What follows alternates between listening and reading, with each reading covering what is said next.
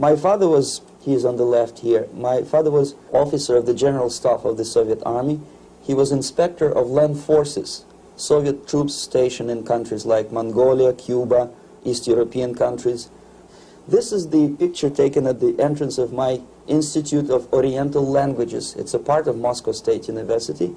As every Soviet student, I was, quote-unquote, volunteering for harvesting grain in Kazakhstan. By the end of my training in school, I was recruited by the KGB. This picture was taken on that day, and you can see again how happy it feels to be recruited by the KGB. Pay special attention to number of bottles on the table. One of my functions was to keep foreign guests permanently intoxicated the moment they land at Moscow airport. In 1967, the KGB attached me to this magazine, Look magazine. A group of 12 people arrived to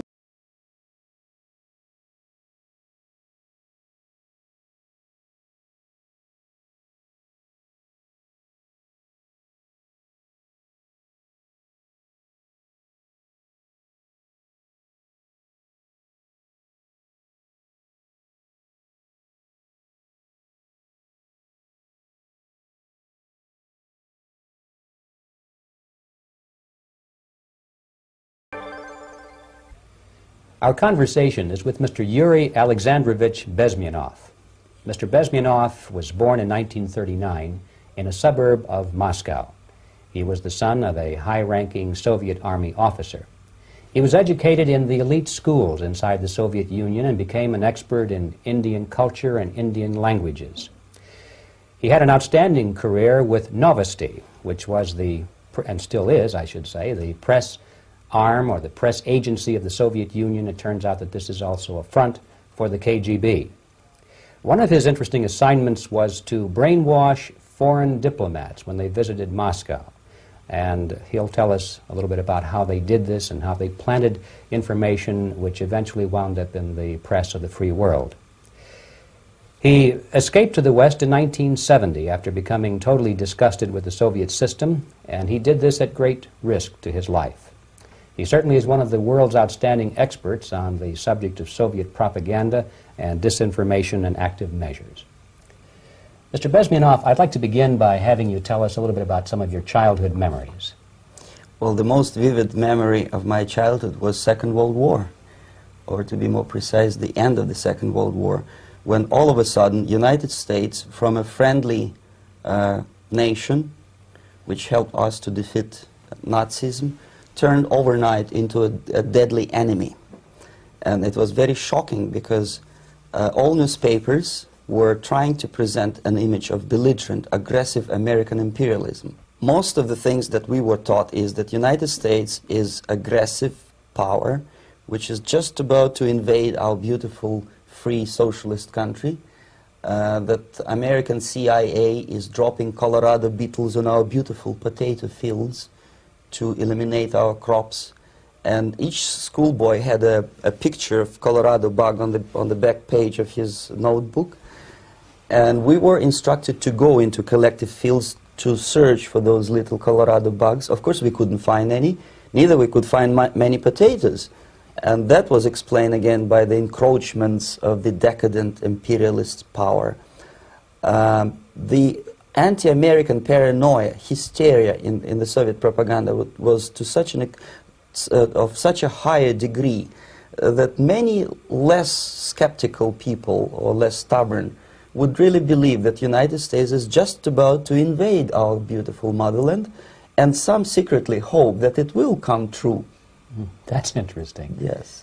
Well, getting back to life inside the Soviet Union or inside communist countries in general, in this country, at the university level primarily, we read and hear that the Soviet system is different from ours, but not that different, and that there is a convergence developing between all of the systems of the world, and that really it doesn't make an awful lot of difference what system you live under, because you have corruption and dishonesty and tyranny and all that sort of thing. From your personal experience, what is the difference between life under communism and life in the United States? Well, life is obviously very much different for simple reason that the Soviet Union is a state capitalist economically. It's a state capitalism where an individual has absolutely no rights, no value. His life is nothing. It's just like an insect. He is disposable. Whereby in the United States, even the worst criminal is treated as a human being. He has a fair trial, and some of them capitalize on their crimes. They publish their memoirs in their prisons and get handsomely paid by your crazy publishers. The differences, of course, in the daily life are very various, depending on whom we are talking about. In my own private life, I never suffered from communism simply because I was brought up in a family of high-ranking military officer. Most of the doors were open for me. Most of my expenses were paid by the government, and I never had any troubles with the authorities or with the police. So, in other words, I would say I enjoyed, or I had good reasons to enjoy, all the advantages of so-called socialist system. Mm-hmm. My main motivations to defect had nothing to do with affluence. It was mainly moral indignation, moral protest, rebellion against the inhuman methods of the Soviet system. Well, specifically, what did you object to? I objected, first of all, against oppression of my own dissidents and intellectuals. And that was the most disgusting thing that I witnessed as a young man, young student, who was brought up at a very troublesome period in our history, from Stalin to Khrushchev, from total tyranny and oppression to some kind of liberalization. Second, when I started working for the Soviet embassy in India, to my horror, I discovered that we are millions times more oppressive than any colonial or imperialist power in the history of mankind. That my country brings to India not freedom, progress, and friendship between the nations, but racism, exploitation, and slavery, and of course economical inefficiency to this country. Since I fell in love with India, I developed something which by KGB standards is extremely dangerous thing. It's called split loyalty. When an agent likes a country of assignment more than his own country. I literally fell in love with this beautiful country, a country of great contrasts, but also great humility, great tolerance, and philosophical and intellectual freedoms. My ancestors used to live in caves and eat raw meat when India was a highly civilized nation 6,000 years ago. So obviously the choice was not to the advantage of my own nation. I decided to defect and to entirely dissociate myself from that brutal regime. Mr. Bezmenov, we've read a lot about the concentration camps and the slave labor camps under the Stalin regime. Now the general impression in America is that those things are part of the past. Are they still going on today, or what is the status? Yes. There is no qualitative change in the Soviet concentration camp system. There are changes in numbers of prisoners. Again, this is unreliable Soviet statistics. We don't know how many political prisoners are there in the Soviet concentration camps. But we sure know from various sources that at each particular time there are close to 25 to 30 million of Soviet citizens who are virtually kept as slaves in forced labor camp system. The size of the population of a country like Canada is serving terms as prisoners. Incredible. So I would say that those intellectuals who try to convince American public that concentration camp system is a thing of a past are either conscientiously misleading public opinion, or they are not very intellectual people. They're selectively blind. They lack intellectual honesty when they say that. Well, we've spoken about the intellectuals in this country and also the intellectuals in the Soviet Union. What about down at the broad mass level? Do the people in general, the working people, the workers in general in the Soviet Union, do they support the system? Do they tolerate it? What is their attitude? Well, average Soviet citizen, if there is such an animal, of course, does not like the system because it hurts, it kills. He may not understand the reasons, he may not have enough information or educational background to understand. But I doubt very much there are many people who are conscientiously supporting the Soviet system. There are not such people in USSR. Even those who have all the reasons to enjoy socialism, people like myself, who were a member of journalistic elite, they also hate system for different reasons, though. Not because they lack material affluence, but because they are unfree to think, they are in constant fear, duplicity, split personality. And this is the greatest tragedy for my nation. Well, what do you think are the chances of the people actually overcoming their system or replacing it? There is a great possibility that system will sooner or later be destroyed from within. There is a self-destructive mechanism built into any socialist or communist or fascist system, because there is lack of feedback, because the system does not rely upon loyalty of population. But until this Soviet junta is being supported by the Western so-called imperialists, that is, multinational companies, establishments, governments, and, let's face it, intellectuals, so-called academia in the United States is famous for supporting the Soviet system. As long as the Soviet junta will keep on receiving credits, money, technology, grain deals, and political recognition from all these traitors of democracy or freedom, there is no hope, there is not much hope for changes in my country, and the system will not collapse by itself simply because it's being nourished by so-called American imperialism. This is the greatest paradox in history of mankind, when capitalist world supports and actively nourishes its own destroyer, destructor. I think you're trying to tell us something. Oh, in yes. This country.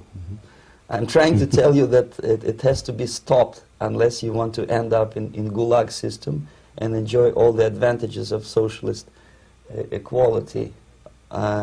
Working for free, catching fleas on your body, sleeping on the planks of plywood in Alaska this time, I guess.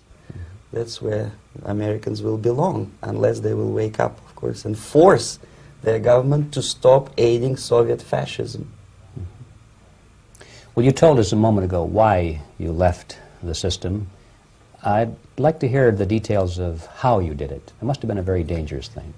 It was not so dangerous, it was crazy. First of all, because defecting in India is virtually impossible, thanks to very strong pressure from the Soviet government. Excuse me, you were in India. On assignment at that time. Yes, I was working for the Soviet embassy in New Delhi as a press officer.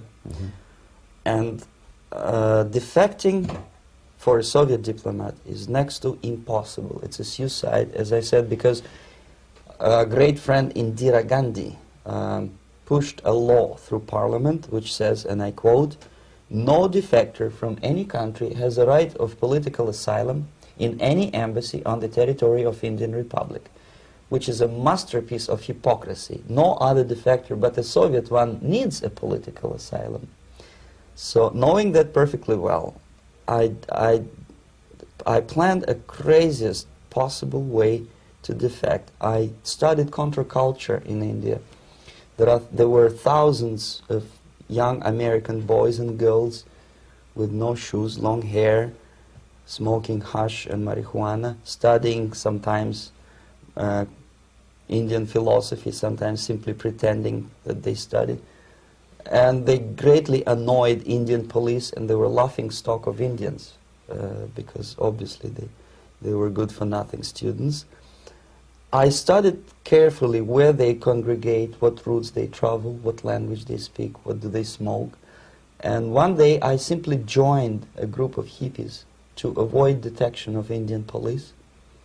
I was dressed as a typical hippie with blue jeans, long camise shirts, with all kind of nice decorations like beads, long hairs, I bought a wig because for several weeks I had to turn myself from a conservative Soviet diplomat into a very progressive American hippie.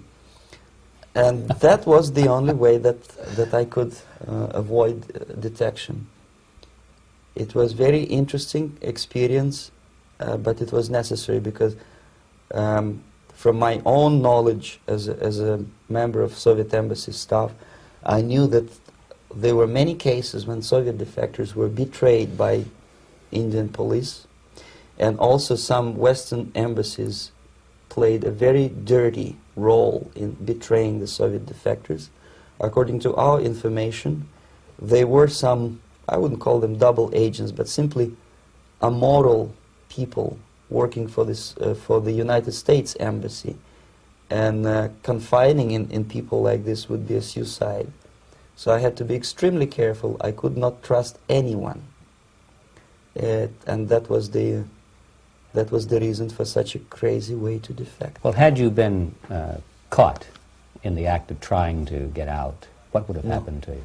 Oh, most likely I would end up in concentration camp, or depending on the situation and on the whim of some bureaucrat in KGB, maybe even executed. This is normal practice, quietly, of course, not publicly.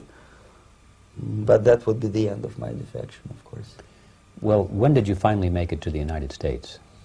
In 1970, after about 6 months of debriefing in Athens by the CIA, and I presume FBI too, they let me go first to Germany, then to Canada.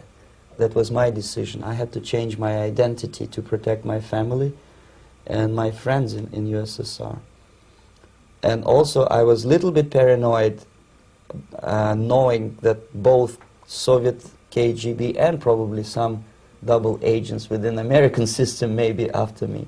So I wanted to settle down as far away as possible.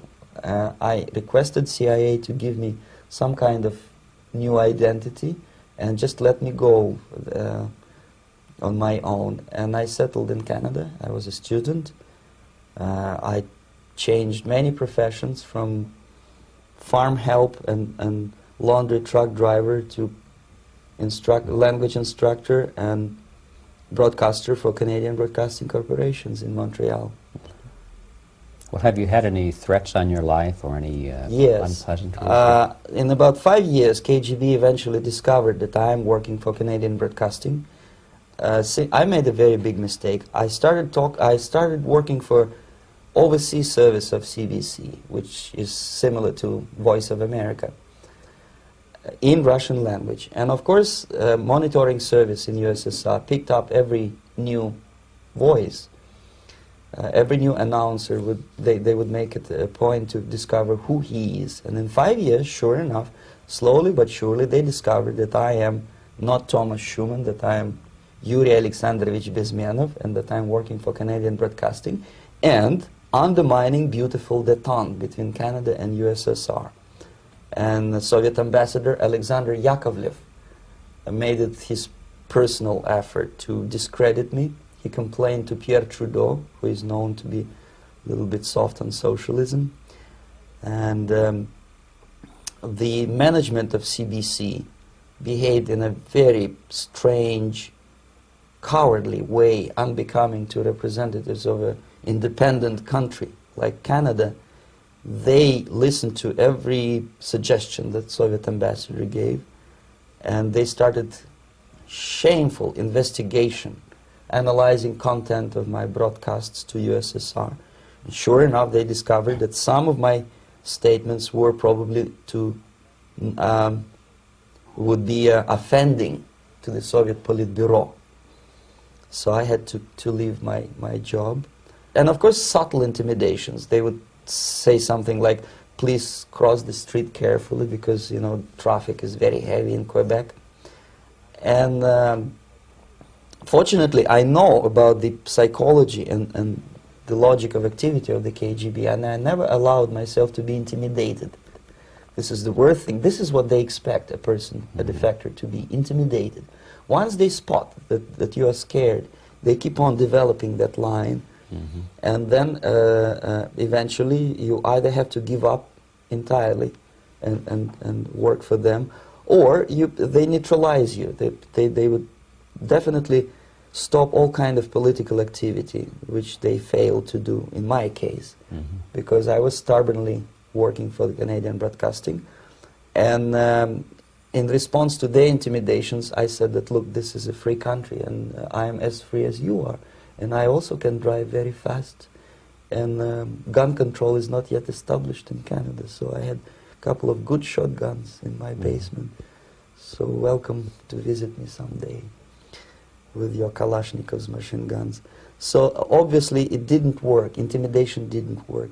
So they tried different approach, as I described. They approached on the highest level, on the level of Canadian bureaucracy. And on that level they were successful. On that level they were successful. On individual level they failed flat. Mr. Bezmenov has brought a series of slides with him that he has taken from the Soviet Union, and I think this is a good time to take a look at the slides. Yes. Now, the viewers will be able to see these slides as we talk about them. Yes, this is a collection of slides which are, some of them are snapshots from my family album, some of them are documents which I smuggled from the Soviet embassy, and some are reproductions from local mass media. I usually show them to establish my credibility as a defector. This is a picture of my native town, Mytishi, about 20 miles north from Moscow. Characteristically, there is a statue of Comrade Lenin in the central square. This is myself at the age of 7, again, characteristically, under the statue of Comrade Stalin, extending his friendly hand to peoples of the world. At that age, of course, I was still idealistically minded young communist, and I still believe that sooner or later things will go for better.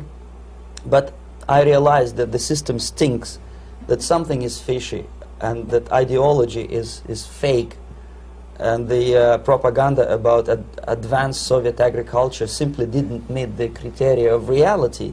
If they talk about abundance of food and there is none in the stores, there must be something wrong. My father was, he is on the left here, my father was officer of the General Staff of the Soviet Army. He was inspector of land forces, Soviet troops stationed in countries like Mongolia, Cuba, East European countries. Were he alive today, most likely he would be inspecting Soviet troops in Nicaragua, Angola, and many other parts of the world.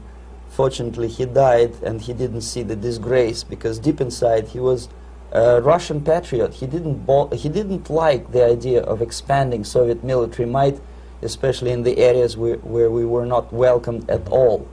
Unlike many other military officers, he was reporting directly to the Minister of Defense, bypassing KGB and diplomatic service. In other words, he was a trusted military professional. And my impression that this type of people are much less hawkish and adventuristic than party bureaucrats in Kremlin. When American mass media describes Soviet military as potentially dangerous counterpart for Pentagon, I simply laugh, because I know better. I know that the most dangerous part of the Soviet power structures are not military at all.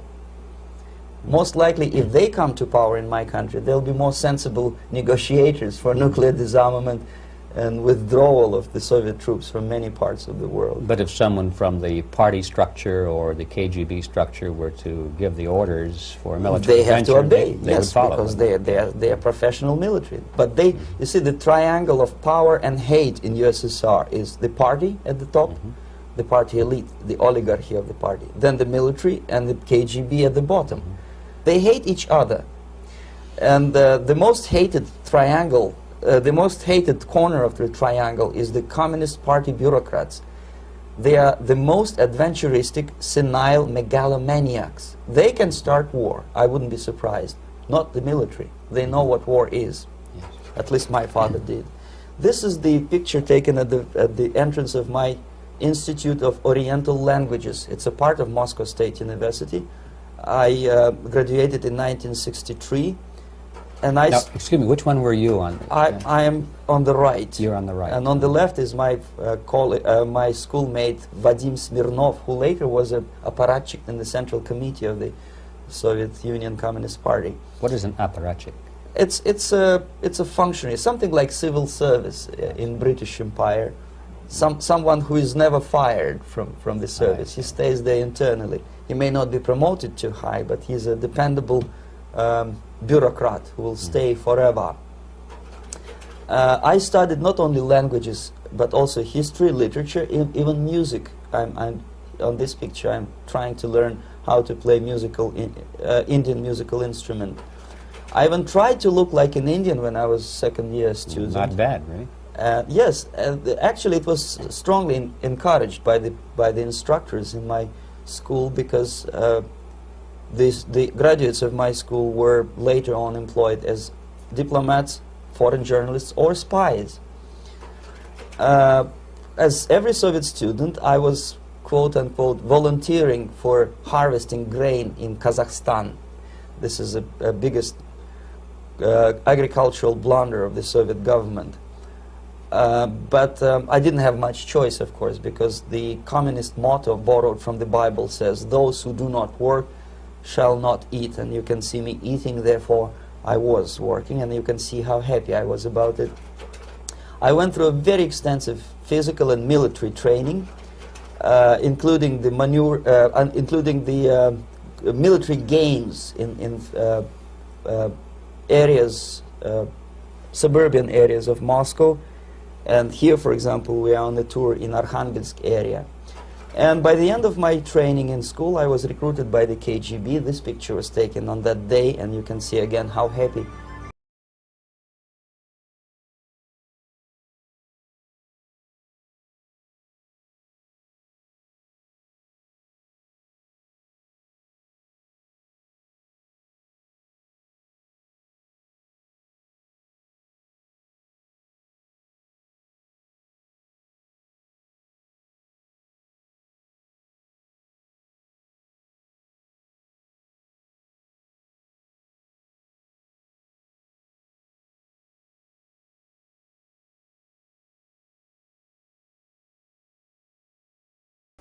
All right. As every student in USSR, I went through very extensive physical and military training, and civil defense training too. Unlike in the United States, where civil defense is virtually non-existent, zero. In USSR, every student, whatever his major subject, has to go through very extensive 4-year military and civil defense training. You can see me here with a group of students during one of the war games near Moscow. The main idea, of course, is to prepare a huge reserve army of the USSR. Each student has to graduate as a junior lieutenant. In my case, it was administrative and military intelligence service. My first assignment was to India as a translator with the Soviet Economical Aid Group, building refinery complexes in Bihar state and Gujarat state. At that time, I was still naively, idealistically believing that what I was doing contributes to the understanding and cooperation between the nations. It took me quite a number of years to realize that what we were bringing to India was a new type of colonialism, 1,000 times more oppressive and exploitative than any colonialism or imperialism in history of mankind. But at that time, I was still hoping that, well, maybe it's not that bad, could be worse, and things may go for better. And I even tried to implement the beautiful Marxist motto, "Proletarians of all the countries unite."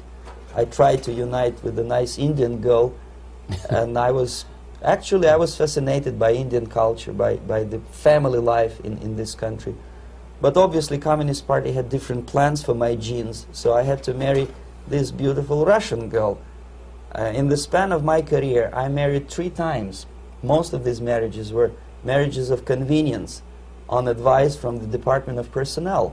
This is normal practice in USSR. When a Soviet citizen is assigned to a foreign job, he has to be married, either to keep family in USSR as hostages, or, if it's a convenience marriage like mine, so that the husband and wife are virtually informers on each other to prevent defection or contamination by decadent imperialist or capitalist ideas. In my case, I hated that girl so much that the moment I landed in Moscow, we were divorced, and I married later, second time. By the end of my first assignment in India, I was promoted to the position of public relation officer. You can see me here translating a speech by a Soviet boss. And you're on the right. I'm on the right here, yes. And it was, the occasion was commissioning of the refinery complex in Bihar, Barauni. Back in Moscow, I was immediately recruited by Novosti Press Agency, which is a propaganda and ideological subversion front for the KGB. 75% of the members of the Novosti are commissioned officers of the KGB. The other 25 are, like myself, co-opted agents who are assigned to specific operations. In this particular case, you can see me talking to students of Lumumba Friendship University in Moscow.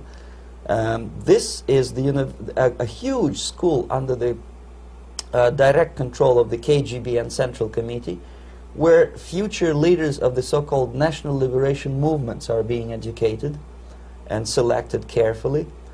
And some of them have absolutely, this, for example, is a group of students from Lumumba. They don't look like students at all. They look more like military, and that's exactly what they were. They were dispatched back to their countries to be leaders of the so-called national liberation movements, or to be translated into normal human language, leaders of international terrorist groups.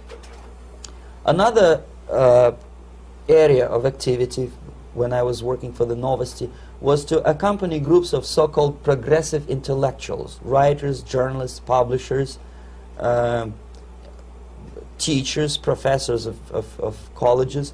You can see me here in Kremlin. I'm second on the left, with a group of Pakistani and Indian intellectuals.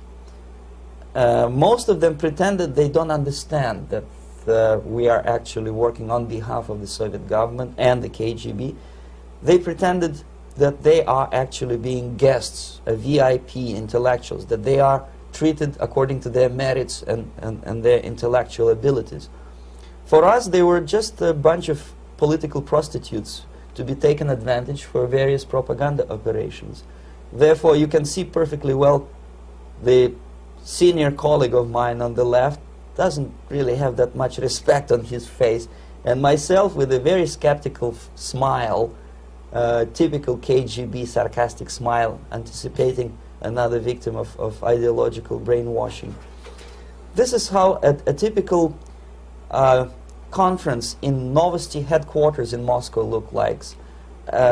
Sitting in the middle is Boris Burkov, the then director of Novosti Press Agency, high-ranking party bureaucrat in the Department of Propaganda. I am standing next to a famous Indian poet, Sumitranandan Pant.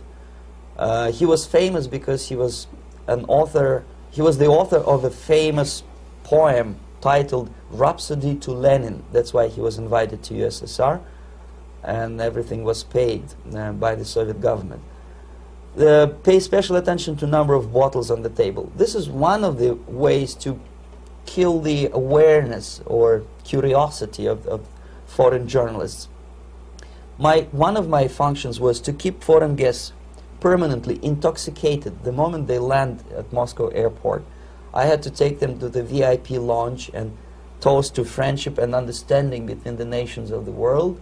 Glass of vodka, then a second glass of vodka. And in no time, my guests would be feeling very happy. They would see everything in kind of pink, nice color.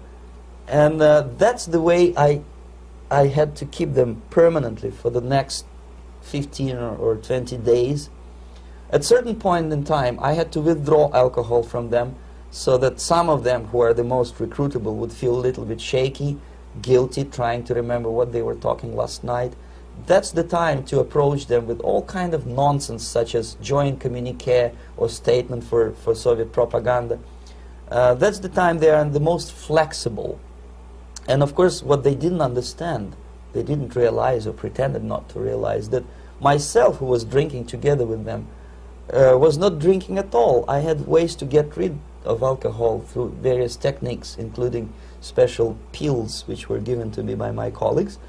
But they were taking it seriously. In other words, they would consume quite large volumes of alcohol and feel quite uneasy next morning. In 1967, the KGB attached me to this magazine, Look magazine. A group of 12 people arrived to USSR from United States to cover the 50th anniversary of October Socialist Revolution in my country. From the first page to the last page, it was a package of lies, propaganda cliché, which were presented to American readers as opinions and deductions of American journalists. Nothing could be far from truth.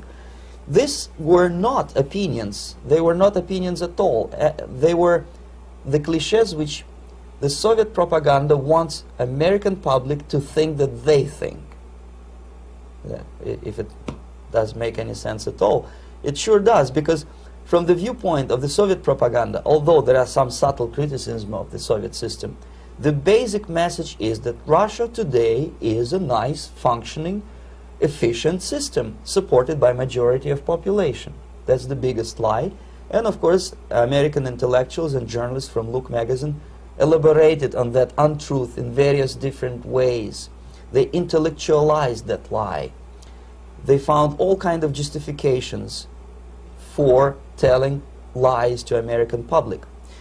Excuse me, it was partly your job to make sure that they got these ideas, yes, and accepted them as their own ideas. Right. Actually, even before they arrived to USSR, and they paid astronomical sum of money for that visit, they were submitted, this Novosti Press Agency developed so-called backgrounders, 20-25 pages of information and opinions which were presented to the journalists even before they bought their tickets to Moscow. They had to analyze the situation, and judging on their reaction to that backgrounder, the local Novosti representative or local Soviet diplomat in Washington, D.C. would assess whether they be given visa to USSR or not. So but they were selected ahead of time. Yes, they were pre-selected very carefully, and there is not much chance for honest journalists to arrive to USSR and to stay there for 1 year and to bring this package of lies back home. This, for example, is a centerfold of the Look magazine. They presented this monument erected by Communist Party in Stalingrad as the symbol, personification of Russian military might. And they said in the article, which is published on the site, that Soviets are very proud of the victory in the Second World War. This is another big myth, a lie. No sensible people would be proud to lose 20 millions of their countrymen in a war which was started by Genoese Hitler and Comrade Stalin and paid by American multinationals. Most of the Soviet citizens look at this type of monuments with disgust and sorrow, because every family lost father, brother, sister, or child in the Second World War. Yet American journalists who were trying to appease, to please their hosts, presented this picture on the centerfold as the symbol and personification of Soviet national, they call it Russian national spirit. And it was greatest misconception and a very tragic misunderstanding. Of course, Look magazine was not distributed in USSR. The main audience was in the United States. But I presume that many Americans, millions of Americans who were reading Look magazine at that time, had absolutely wrong idea about the sentiments of my nation, about what the Soviets are proud of and what they hate. This is a group, you see the same lady with the sword in Stalingrad. This is the group of journalists. Myself is in the center with the same devilish smile. And Mr. Philip Harrington is on the extreme left there with his camera. This is the gentleman which was so deaf or so uninterested in what I had to say to him. This is the same picture, a blow-up of the same picture. Many guests from various countries, in this particular case from Asia and Africa, were taken by me as a Novosti Press Agency employee for a tour across Siberia, for example. We would show them typical kindergarten, you see. Nothing special by American standards. Just nice children sitting, eating their breakfast or lunch.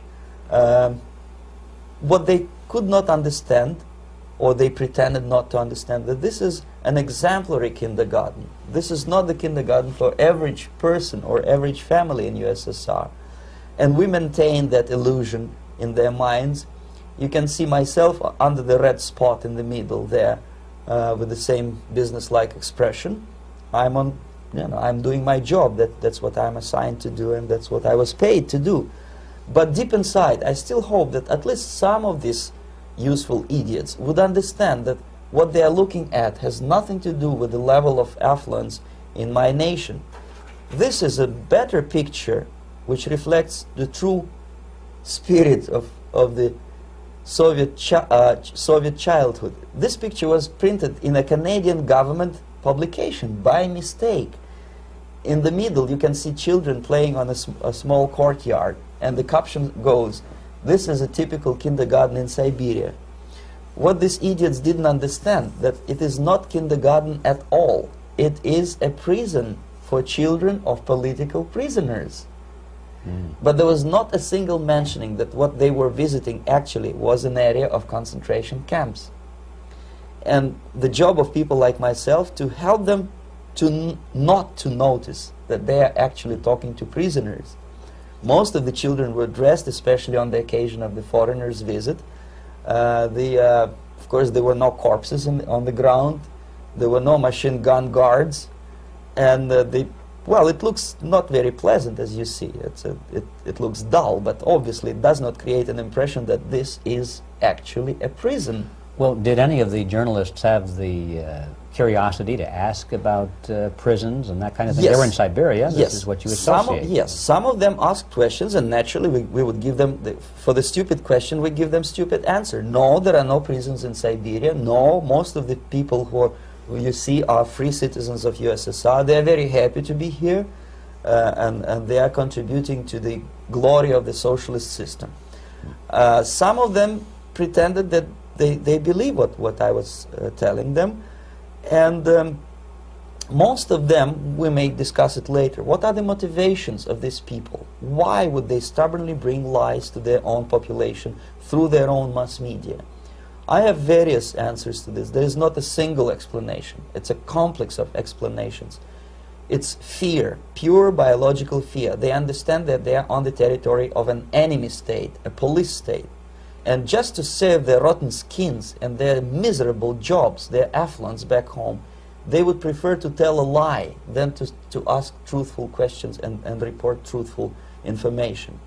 Second, most of these schmucks were afraid to lose their jobs, because obviously if you tell truth about my country, you will not last long as a correspondent of New York Times or Los Angeles Times. They will fire you. What kind of correspondent are you? You obviously cannot find common language with Russians if they kick you out in 24 hours. So just by trying to be conformists to their own editorial bosses, they tried not to offend the sentiments of the Soviet administrators and people like myself. Deep inside, I hope they would insult my or offend my sentiments. Obviously, they preferred not to. Another reason, I refuse to believe it, but obviously there is another reason. Obviously, it's a greed. These people earn a lot of money. When they come back to USA, they claim that they are experts in my country. They write books which sells in million copies, titled like Russians, The Truth About Russia.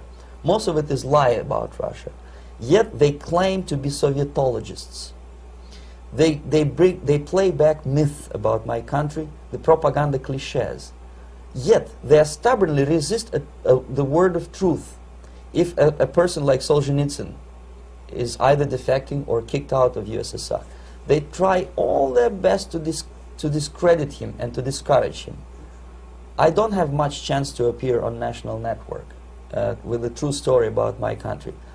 But a useful idiot like Hendrik Smith or Robert Kaiser, they are big heroes. They come back from USSR, they say, oh, we were talking to dissidents in Russia. Big deal.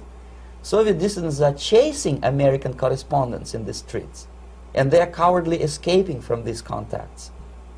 For some strange reason, if you want to know more about Spain, you refer to Spanish writers.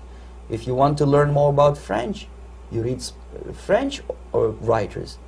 Even about Antarctica, I bet you would read Penguins.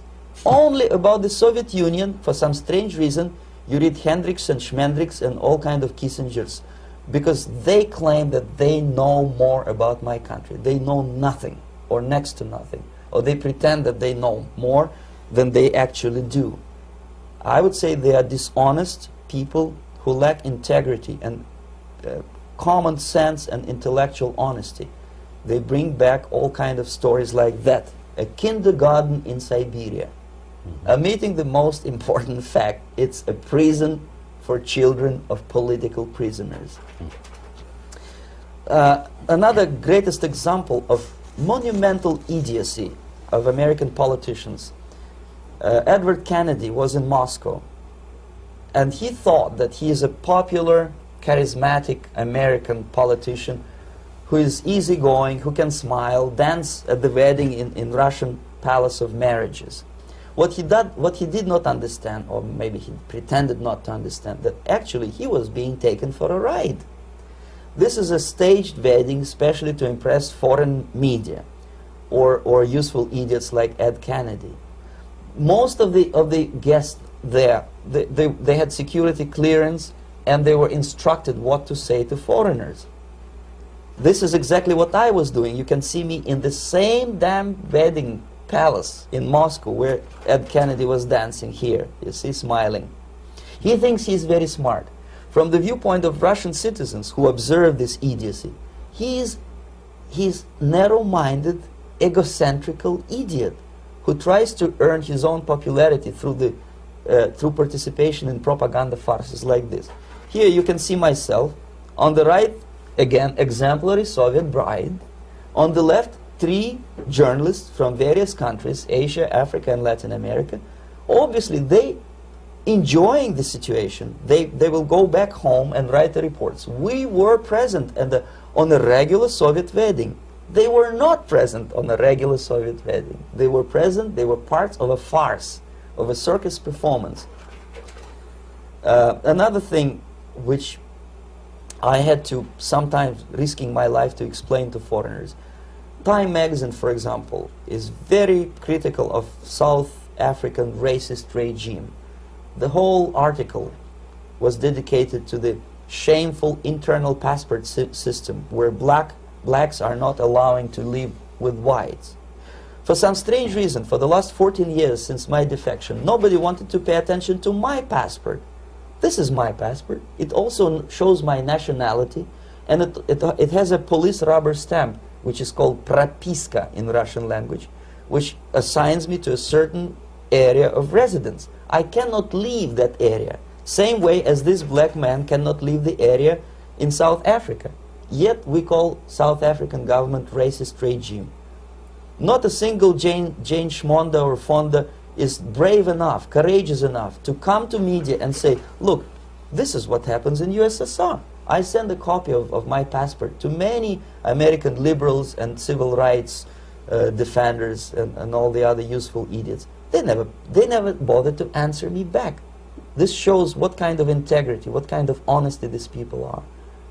They're a bunch of hypocrites because they don't want to recognize a good example of racism in my country. This is the first stage of befriending a professor. You can see myself on the left with the same James Bond smile. On the right is my KGB supervisor, Comrade Leonid Mitrokhin, and in the middle a professor of political science in Delhi University. The next stage would be to invite him to a gathering of Indo-Soviet Friendship Society. There he is sitting next to his wife before he is being sent to USSR for free trip. Everything is paid by the Soviet government. He was made to believe that he is invited to USSR because he is a talented, sober-thinking intellectual. Absolutely false. He is invited because he is a useful idiot, because he would agree and subscribe to most of the Soviet propaganda cliché. And when he is coming back to his own country, he is going for years and years to teach the beauties of Soviet socialism to newer and newer generations of his students, thus promoting the Soviet propaganda line. The KGB was even curious about this gentleman. It may look innocent. Maharishi Mahesh Yogi, a great spiritual leader, or maybe a great charlatan and crook, depending on from which side you are looking at him. Beatles were trained at his ashram in Hardwar in India how to meditate. Mia Farrow and other useful idiots from Hollywood visited his school, and they returned back to United States absolutely zonked out of their minds with marijuana, hashish, and crazy ideas of meditation. To meditate, in other words, to isolate oneself from the current social and political issues of your own country, to get into your own bubble, to forget about troubles of the world. Obviously, KGB was very fascinated with such a beautiful school, such a brainwashing center for stupid Americans. I was dispatched by the KGB to check what kind of VIP Americans attend this school. That's you on the left. Yes, there. I'm on the left. I was trying to get enrolled in that school. Unfortunately, the Maharishi Mahesh Yogi asked too much. He wanted $500 American for enrollment. But my function was not actually to get enrolled in the school. My function was to discover what kind of people from the United States attend this school. And we discovered that, yes, there are some influential members of family, public opinion makers of United States, who come back with the crazy stories about Indian philosophy. Indians themselves look upon them as idiots, useful idiots. To say nothing about KGB, who looked at them as extremely naive, misguided people. Obviously, a VIP, say a wife of a congressman, or a prominent Hollywood personality, after being trained in that school, is much more instrumental in the hands of manipulators of public opinion and KGB than a normal person who understands, who looks through this type of fake religious training. Why would they be more susceptible to manipulation? I just mentioned that because, you see, a person who is too much involved in introspective meditation. You see, if you carefully look what Maharishi Mahesh Yogi is teaching to Americans, is that most of the problems, most of the burning issues of today can be solved simply by meditating. Don't rock the boat. Don't get involved. Just sit down, look at your navel, and meditate. And the things, due to some strange logic, due to cosmic vibration, will settle down by themselves. This is exactly what the KGB and Marxist-Leninist propaganda wants from Americans, to distract their opinion, attention, and mental energy from real issues of the United States into a non-issues, into a non-world, non-existent harmony. Obviously, it's more beneficial for the Soviet aggressors to have a bunch of duped Americans than Americans who are self-conscious, healthy, physically fit, and alert to the reality. Maharishi Mahesh Yogi obviously is not on the payroll of the KGB. But whether he knows it or not, he contributes greatly to demoralization of American society. And he's not the only one. There are hundreds of those gurus who come to your country to capitalize on naivete and stupidity of Americans. It's a fashion. It's a fashion to meditate. It's a fashion not to be involved. So obviously, you can see that if KGB were that curious, if they paid my trip to Hardwar, if they assigned me to that strange job, obviously they were very much fascinated. They were convinced that that type of brainwashing is very efficient and instrumental in demoralization of the United States.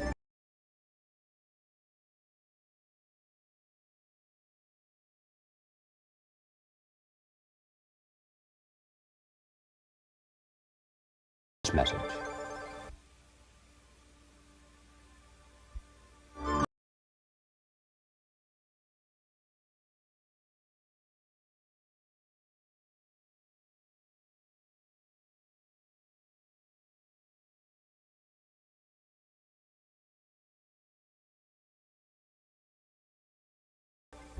This picture shows the part of the building of USSR embassy, and my supervisors. On the left is Comrade Mehdi, an Indian communist, and on the right, Comrade Mitrokhin, my supervisors in the secret department of research and counter-propaganda.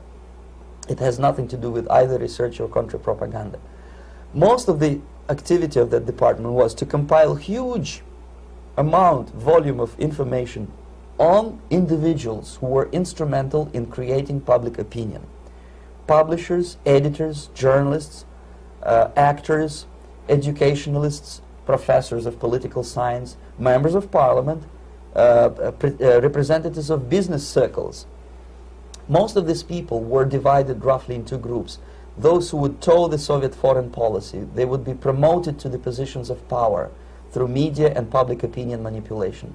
Those who refused the Soviet influence in their own country would be character assassinated or executed physically come revolution.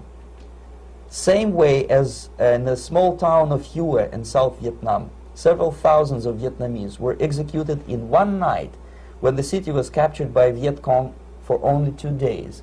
And American CIA could never figure out how could possibly communists know each individual, where he lives, where to get him, and would be arrested in one night, basically in some 4 hours before dawn, put on a van, taken out of the city limits and shot. The answer is very simple. Long before communists occupied the city, there was extensive network of informers, local Vietnamese citizens, who knew absolutely everything about people who are instrumental in public opinion, including barbers and taxi drivers. Everyone who was sympathetic to the United States was executed. Same thing was done under the guidance of the Soviet embassy in Hanoi, and same thing I was doing in New Delhi. To my horror, I discovered that in the files where people were doomed to execution, there were names of pro-Soviet journalists with whom I was personally friendly. Pro-Soviet? Yes. They were idealistically minded leftists who made several visits to USSR, and yet the KGB decided that come revolution or drastic changes in political structure of India, they will have to go. Why is that? Because they know too much. Simply because, you see, the useful idiots, the leftists who are idealistically believing in the beauty of Soviet socialist or communist or whatever system, when they get disillusioned, they become the worst enemies. That's why my KGB instructors specifically made a point, never bother with leftists. Forget about these political prostitutes. Aim higher. This was my instruction. Try to get into large circulation, established conservative media. Rich, filthy rich movie makers, intellectuals, so-called academic circles. Cynical, egocentric people who can look into your eyes with angelic expression and tell you a lie. These are the most recruitable people, people who lack moral principles, who are either too greedy or too suffer from self-importance. They feel that they matter a lot. These are the people who KGB wanted very much to recruit. But to eliminate the others, to execute the others, don't they serve some purpose? Wouldn't they be the ones they rely on? They serve purpose only at the stage of destabilization of a nation. For example, your leftists in United States, all these professors and all these beautiful civil rights defenders, they are instrumental in the process of the subversion only to destabilize the nation. When their job is completed, they are not needed anymore. They know too much. Some of them, when they get disillusioned, when they see that Marxist-Leninists come to power, obviously they get offended. They think that they will come to power. That will never happen, of course. They will be lined up against the wall and shot. But they may turn into the most bitter enemies of Marxist-Leninists when they come to power. And that's what happened in Nicaragua. You remember most of these former Marxist-Leninists were either put to prison or one of them split, and now he's working against Sandinistas. It happened in Grenada when Maurice Bishop was already a Marxist. He was executed by a new Marxist who was more Marxist than this Marxist. Same happened in Afghanistan when first there was Taraki, he was killed by Amin, then Amin was killed by Babrak Karmal with the help of KGB. Same happened in Bangladesh when Mujibur Rahman, very pro-Soviet leftist, was assassinated by his own Marxist-Leninist military comrades. It's the same pattern everywhere. The moment they serve their purpose, all the useful idiots are either be executed entirely, all the idealistically minded Marxists, or exiled or put in prisons, like in Cuba. Many former Marxists are in Cuba, in prison. So most of the Indians who were cooperating with the Soviets, especially with our Department of Information of the USSR Embassy, were listed for execution. And when I discovered that fact, of course I was sick. I was mentally and physically sick. I thought that I'm going to explode one day during the briefing at the ambassador's office. I would stand up and say something that we are basically a bunch of murderers. That's what we are. It has nothing to do with friendship and understanding between the nation and blah, blah, blah. We are murderers. We behave as a bunch of thugs in a country which is hospitable to us, a country which with ancient traditions. But I did not defect. I tried to get the message across. To my horror, nobody wanted even to listen, least of all to believe what I had to say. And I tried all kinds of tricks. I would leak information through letters or lost documents or something like that. And still I got no message. The message was not published, even in the conservative mass media of India. The immediate impulse to defect was Bangladesh crisis, which was described by American correspondents as Islamic grassroots revolution, which is absolute baloney. There was nothing to do with Islam, and there was no grassroots revolution. Actually, there are no grassroots revolutions, period. Any revolution is a byproduct of a highly organized group of conscientious and professional organizers, but has nothing to do with grassroots. In Bangladesh, it was nothing with grassroots. Most of the Awami League party members, Awami League means People's Party, were trained in Moscow in the high party school. Most of the Mukti Fauj leaders, Mukti Fauj in Bengali means People's Army, same as SWAPO and all kind of liberation armies all over the world, the same bunch of useful idiots. They were trained at Lumumba University and various centers of the KGB in Simferopol, in Crimea, and in Tashkent. So when I saw that Indian territory is being used as a jumping board to destroy East Pakistan, I saw myself thousands of so-called students traveling through India to East Pakistan, through the territory of India, and Indian government pretended not to see what's going on. They knew perfectly well, the Indian police knew it, the intelligence department of the Indian government knew it, the KGB of course knew it, and the CIA knew it. That was most infuriating, because when I defected and I explained to the CIA debriefers they should watch out because East Pakistan is going to erupt any moment, they said I was reading too many James Bond novels. Anyway, so East Pakistan was doomed.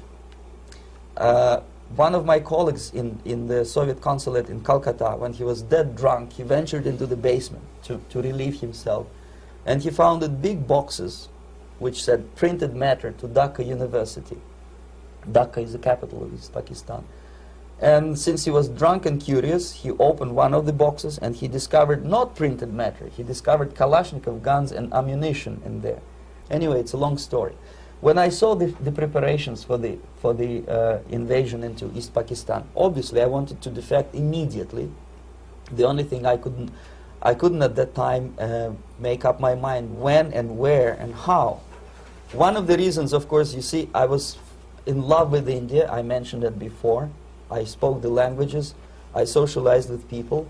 And I understood that I had to act fast unless I want this beautiful country to be permanently and irreparably damaged by our presence. One of the reasons not to defect was, as you can see, I was living in relative affluence. Who the hell in a normal mind would defect and do what? To be abused by your media, to be called McCarthyist and fascist and paranoid, or to drive a taxi in New York City? What for? What the hell for should I defect? To be abused by Americans, to be insulted in exchange for my effort to bring the truthful information about impending danger of subversion. As you can see, I was living in quite a comfortable conditions next to swimming pool, where Indians were not allowed, by the way. I was highly paid expert in propaganda. I had my family. I was respected by my nation. My career was cloudless. The third reason, how to defect with the family.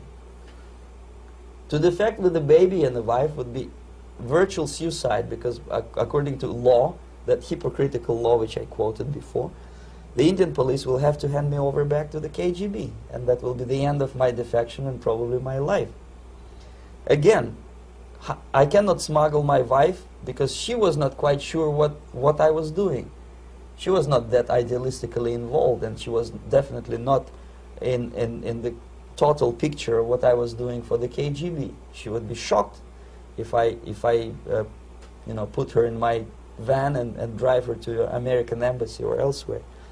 That would be a greatest danger.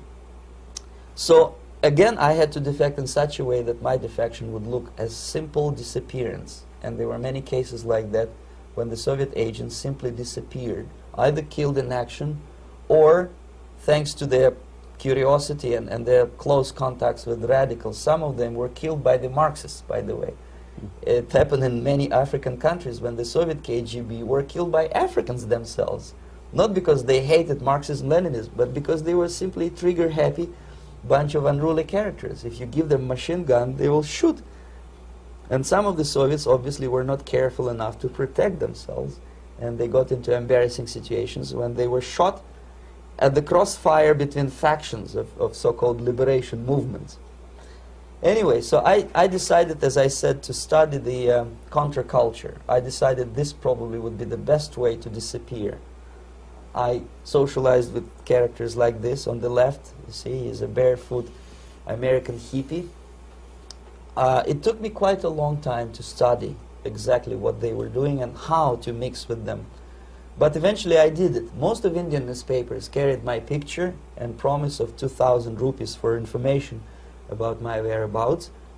But they were looking for the wrong person, because they obviously tried to stop a young Soviet diplomat in white shirt and tie, and this is how I looked at the time of defection. Nobody could possibly think that a Soviet diplomat would be as crazy as to join a bunch of hippies. That's you. Yes, travel India and smoke hash. So I made it literally almost like a Hollywood-style detective story. From under the nose of the KGB in Bombay airport, I landed the plane and I flew to Greece, where I was debriefed by the CIA. That's basically that's all for my slides. We can turn off the projector, then. That's very interesting. Well, you spoke several times before about ideological subversion. That is a phrase that I'm afraid some Americans don't fully understand. When the Soviets use the phrase ideological subversion, what do they mean by it? Ideological subversion is the process which is legitimate, overt, and open. You can see it with your own eyes. All you have to do, all American mass media has to do, is to unplug their bananas from their ears, open up their eyes, and they can see it. There is no mystery. There is nothing to do with espionage. I know that espionage intelligence gathering looks more romantic. It sells more deodorants through the advertising, probably. That's why your Hollywood producers are so crazy about James Bond type of thrillers. But in reality, the main emphasis of the KGB is not in the area of intelligence at all. According to my opinion and opinion of many defectors of my caliber, only about 15% of time, money, and manpower is spent on espionage as such. The other 85% is a slow process which we call either ideological subversion or active measures, активные мероприятия in the language of the KGB, or psychological warfare. What it basically means is to change the perception of reality of every American to such an extent that despite of the abundance of information, no one is able to come to sensible conclusions in the interests of defending themselves, their families, their community, and their country. It's a great brainwashing process which goes very slow, and it's divided in 4 basic stages. The first one being demoralization. It takes from 15 to 20 years to demoralize a nation. Why that many years? Because this is the minimum number of years which requires to educate one generation of students in the country of your enemy. exposed to the ideology of the enemy. In other words, Marxism-Leninism ideology is being pumped into the soft heads of at least 3 generations of American students without being challenged or counterbalanced by the basic values of Americanism, American patriotism. The result you can see. Most of the people who graduated in the 60s, dropouts or half-baked intellectuals, are now occupying the positions of power in the government, civil service, business, mass media, educational system. You are stuck with them. You cannot get rid of them. They are contaminated. They are programmed to think and react to certain stimuli in a certain pattern. You cannot change their mind, even if you expose them to authentic information, even if you prove that white is white and black is black. You still cannot change the basic perception and the logic of behavior. In other words, these people, the process of demoralization is complete and irreversible.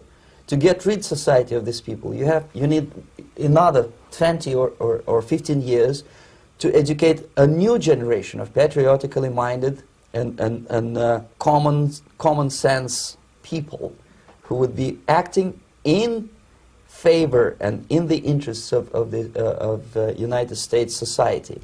And yet these people who've been programmed and, as you say, in place and Yes. who are favorable to an opening with the Soviet concept, these are the very people who would be marked for extermination in this country? Most of them, yes.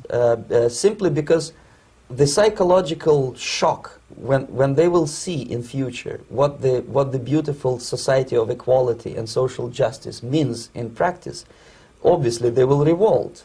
They will be very unhappy, frustrated people. And the Marxist-Leninist regime does not tolerate these people. Obviously they will join the links of dissenters, dissidents. Unlike in present United States, there will be no place for dissent in future Marxist-Leninist America. Here you can get popular like Daniel Ellsberg and filthy rich like Jane Fonda for being dissident, for criticizing your Pentagon. In future, these people will be simply squashed like cockroaches. Nobody is going to pay them nothing for their beautiful, noble ideas of equality. This they don't understand, and it will be a greatest shock for them, of course. The demoralization process in the United States is basically completed already.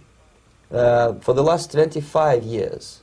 Actually, it's overfulfilled, because demoralization now reaches such areas where previously not even Comrade Andropov and all his experts would even dream of such a tremendous success. Most of it is done by Americans to Americans, thanks to lack of moral standards. As I mentioned before, exposure to true information does not matter anymore. A person who was demoralized is unable to assess true information. The facts tell nothing to him. Even if I shower him with information, with authentic proof, with documents, with pictures, even if I take him by force to the Soviet Union and show him concentration camp, he will refuse to believe it until he is going to receive a kick in his fat bottom. When a military boot crashes his balls, then he will understand, but not before that. That's the tragic of the situation of demoralization. So basically America is stuck with demoralization, and unless, even if you start right now, here, this minute, you start educating new generation of Americans, it will still take you 15 to 20 years to turn the tide of ideological perception of reality back to normalcy and patriotism. The next stage is destabilization. This time, subverter does not care about your ideas and the patterns of your consumption. Whether you eat junk food and get fat and flabby, it doesn't matter anymore. This time, and it takes only from 2 to 5 years to destabilize a nation, what matters is essentials: economy, foreign relations, defense systems. And you can see it quite clearly that in some areas, in such sensitive areas as defense and economy, the influence of Marxist-Leninist ideas in the United States is absolutely fantastic. I could never believe it 14 years ago when I landed in this part of the world, that the process will go that fast. The next stage, of course, is crisis. It may take only up to 6 weeks to bring a country to the verge of crisis. You can see it in Central America now. And after crisis, with a violent change of power, structure, and economy, you have so-called the period of normalization. It may last indefinitely. Normalization is a cynical expression borrowed from Soviet propaganda. When the Soviet tanks moved into Czechoslovakia in '68, Comrade Brezhnev said, "Now the situation in brotherly Czechoslovakia is normalized." This is what will happen in the United States if you allow all these schmucks to bring the country to crisis, to promise people all kind of goodies and the paradise on earth, to destabilize your economy, to eliminate the principle of free market competition, and to put a big brother government in Washington, D.C., with benevolent dictators like Walter Mondale, who will promise lots of things, never mind whether the promises are fulfillable or not. He will go to Moscow to kiss the bottoms of new generation of Soviet assassins, never mind. He will create false illusions that the situation is under control. Situation is not under control. Situation is disgustingly out of control. Most of the American politicians, media, and educational system trains another generation of people who think they are living at a peacetime. False. United States is in the state of war, undeclared total war against the basic principles and the foundations of this system. And the initiator of this war is not Comrade Andropov, of course. It's the system.